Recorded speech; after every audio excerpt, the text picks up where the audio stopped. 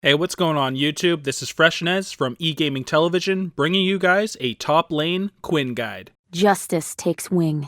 Top lane Quinn is a champion that can bully the majority of top laners out there and doesn't really have a true top lane counter.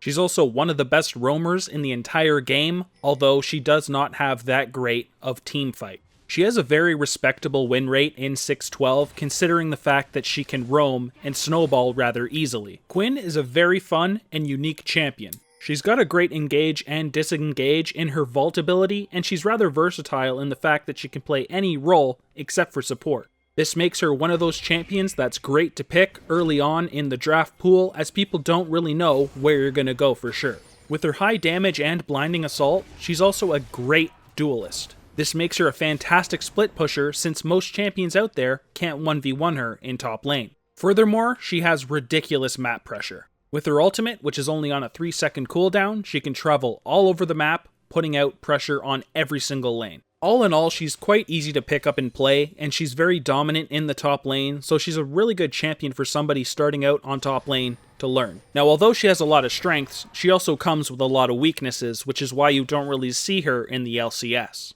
Her two biggest flaws are the fact that she's really squishy and she has really short range. This means you'll be somewhat close to enemies, and if they do get on top of you, they could delete you rather quickly. In teamfights, you're a really high priority kill target since you're pretty much an AD carry. With your range and kit, people can get on you relatively easy depending on their champion, which is why she's not the greatest team fighter. For our masteries, we go 18 ferocity and 12 cunning, grabbing, fervor of battle. This is quite easily the best offensive pickup on Quinn, although Thunderlord's Decree does come in pretty close at second. You pretty much just focus on getting as much damage and sustain as you can with your masteries, so you're able to bully the top laner really hard. For our runes, we just take the traditional AD carry runes in the attack damage reds, armor yellows, magic resist blues, and attack speed quints. This gives you some nice offensive runes to bully that top laner, and the defensive stats to deal with them if they do get on top of you. For the summoners on top lane Quinn, they are Teleport and Flash. Flash is a given. Like the text says, don't be a Jagaloon. Make sure you take Flash. There's a lot of utility it provides. You can get kills, you can escape, all sorts of great shit, so take Flash. As for Teleport, well, it's just something that helps you split push a bit better. You can get to places really fast with your ultimate, but sometimes that's just not enough. If you're top lane, flying to Baron, for example, is very easy, but if you're going for Dragon, you might not get there in time, which is where Teleport would come in handy. By far the best choice, and honestly, don't take anything else unless you're not comfortable with Teleport. In that case, you could take Ignite or Exhaust. For your early game, you want to make sure you take full advantage of how strong you are in the top lane against the majority of top laners. You'll be able to dish out damage over and over again, and if they do get near you, simply vault away. Now you have to make sure that you are balancing your harassing and your farming. If you're harassing too much and you're missing tons of CS and not getting kills, you're actually losing a ton of gold. A lot of top laners out there do scale better than you in the really late game, so if you're missing all sorts of CS, you're probably going to end up losing that lane. Now when you are level 6, however, you want to make sure you start roaming. Your ultimate does add some damage, but it's still technically considered a non-combat ultimate, so make sure you're using it effectively. If you're against something like a Darius who's getting his ultimate at level 6, well, his ultimate is a hell of a lot better than yours at actually fighting. So now we're going to look at how to actually roam on Quinn, considering it's a massive part of her playstyle. So the first thing you want to make sure you do is make sure your lane is pushed before you actually roam. If you're letting the enemy top laner push his minion waves under your tower over and over again, you're going to get a massive XP loss and probably lose the lane that way. Next is your general map awareness. You want to try to find out where the enemy mid laner has warded, or if he even has. You can communicate with your mid laner to find out where they are, so you know which path to take when you're going in for a roam gank. The really nice thing about Quinn, though, is how fast she actually is. He may spot you with a ward, but it may not even matter because you get in there so damn quick. You, however, don't want to go in too early or too late. Make sure he's in a position where your roam will actually be effective and you can stick onto him. If your mid laner is baiting and he goes in and kills the mid laner before you even get there and then he simply runs out, well, you're a piece of shit. Also, don't forget that you can roam into the enemy jungle.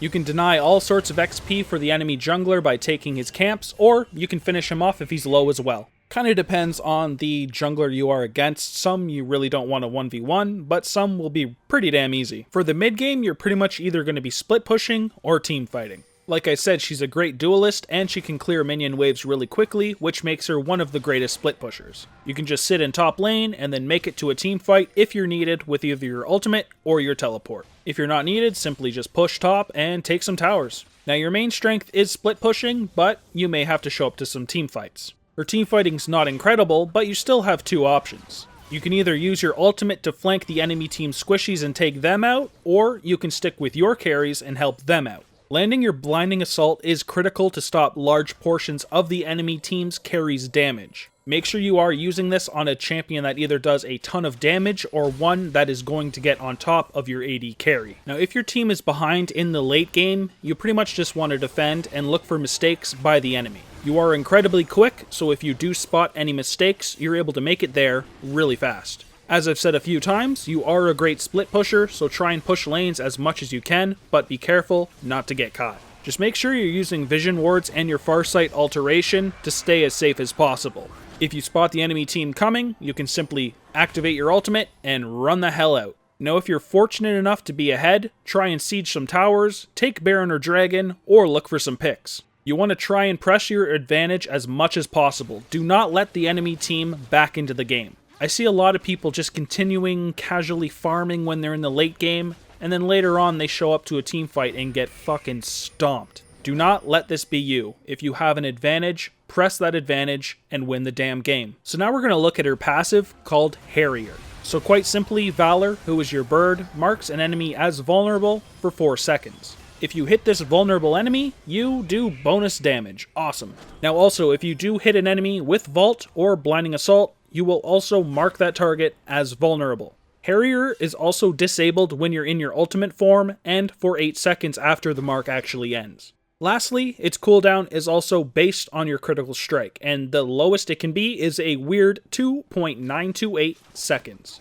First thing to note is Harrier doesn't actually critically strike, even if the attack you did proc it with critically strikes itself. If you proc this on something that was applied by one of your abilities, being Blinding Assault or Vault, it will only go on a 1 second cooldown rather than the full duration. Last worthy thing noting is that enemies marked by Harrier will also be visible in brushes. All in all, just a passive that adds a little bit more damage to Quinn, and that's pretty much all it really does. Next up is Quinn's Q, Blinding Assault, which is a very important skill to land. This skill can result in either your death or victory in a duel. So pretty much you shoot out a bolt, it does a little bit of AoE damage around the target you hit, but the target you hit gets near sight for 1.5 seconds. Near sight is that thing where you can't see anything around you, which is why it's called Blinding Assault. Now this ability can be blocked by spell shields, so Sivir is actually a great pick if she's against a Quinn. Other AD carries that don't have a choice but to take a Blinding Assault can be rendered useless for 1.5 seconds and can get their ass kicked. Now make sure you don't waste the vision reduction by standing right in front of the friggin' champion you landed it on. Get out of the range because then they can't see you, and winning that fight is a hell of a lot easier. Next up is Quinn's W, Heightened Senses. The passive is really nice because you get bonus attack speed and movement speed when you hit a vulnerable target, and you can get up to 40% of each. For the active, you just order Valor to reveal the surrounding area for 2 seconds, and it's got a 2100 range, which is pretty nice. The cooldown, however, is really long, especially since we don't get many points in this, so only use it when you're pretty sure somebody's coming in for a gank or something. It's also great to use if somebody is in a bush and you would like to see them, so you can continue harassing that target. Quinn's last basic ability is her E, and it's called Vault. This ability really helps you kite targets, as you do get a 50% slow on the target it's used against, and you do create a bit of a bigger gap. There are a few cool things about this ability, one of them being if you vault somebody on the other side of a wall, you will land on the same side as them. Now Vault also does technically knock people up. That means it can even stop channels like Katarina's ult or teleport. This is something a lot of people don't actually realize, but it's a fantastic part of the ability. You generally don't want to use this ability for an engage tool, you want to kind of save it as a disengage. If you use it to get a slow on something like Ahri, she can simply charm you and then delete you and you don't have anything to do about it. All in all, a great ability on Quinn, which is why we max it second. Last up is Quinn's ultimate, which gives her insane map pressure and makes Quinn Quinn. So Valor arrives, picks Quinn up, and then flies her around. You can get really crazy speed from this ultimate because it takes your total movement speed and then multiplies it. This ultimate even has no cooldown. Unless it did get interrupted, you will go on a 3-second cooldown, but hell, it's only 3 seconds. The second part of the ultimate is called Sky Strike, and this does AoE damage when you do attack. This of course makes Valor drop you and you go into your normal form. Now, although this doesn't have a cooldown, it does cost 100 mana at level 1, and that's a lot of mana to be using over and over again, so be somewhat careful with it. Since it has no cooldown, if you do have to back, you can go into ultimate form and get to your lane quicker. Now with this ability, you should try scouting or invading the enemy jungle, roaming, split pushing, or to be used to quickly rejoin a team fight. All in all, a great ultimate that adds tons of mobility, so make sure you're taking advantage of it. Now for our ability order, we of course max our ultimate first, considering it gives a shitload of mobility, so we take it at 6, 11, and 16. Next would be our Q, Blinding Assault. This is a fantastic ability for dueling people, which is why we want to max this one first. Next is your E, Vault. This lets you do a bit more damage as well, but it's even better in the fact that it allows you to kite targets. We also want to make sure we do get this at level 1 so we can do that exact thing. Now although your W is really nice, we have to max it last, as Vault and Blinding Assault are much better abilities. Now although Quinn doesn't really have any true hard counters as a champion in the top lane, there are a few champions that can give her a tough time. This is especially amplified if they do receive help from their jungler. It's pretty much just champions that do high damage and have either a gap closer or a stun. Quinn is a squishy champion, so if you can stay on them, she can die pretty easily. Top lane carries like Pantheon, Wukong, and Fiora are some of the champions that have gap closers that can do a lot of damage and make Quinn have a hard time.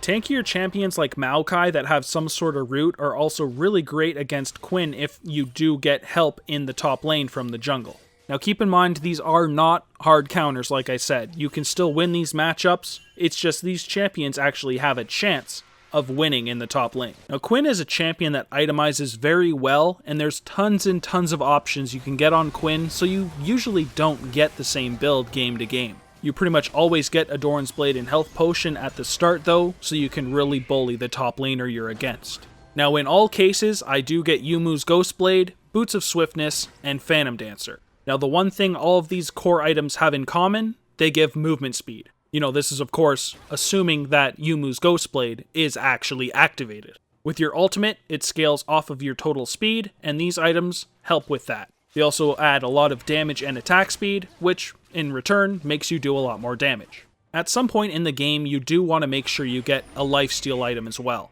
If you're against a really tanky team, you may want to get Blade of the Ruined King so you do some percentage damage. If you're against a high CC team, you then want to get the Mercurial Scimitar to break that, and finally, if you just need flat out damage, Bloodthirster is a great option. Some great defensive options are the Maw, Sterax, and Guardian Angel. Now you need to make sure you don't get both the Maw and the Sterax gauge on Quinn, considering the shields no longer stack. Maw is great if you're against a high AP team, Sterax is great if you're against a high AD team, and Guardian Angel is just great in the late game if you need an extra life. So for example full build, we of course take our core build in the Yomu's Ghost Blade, the Boots of Swiftness, and Phantom Dancer.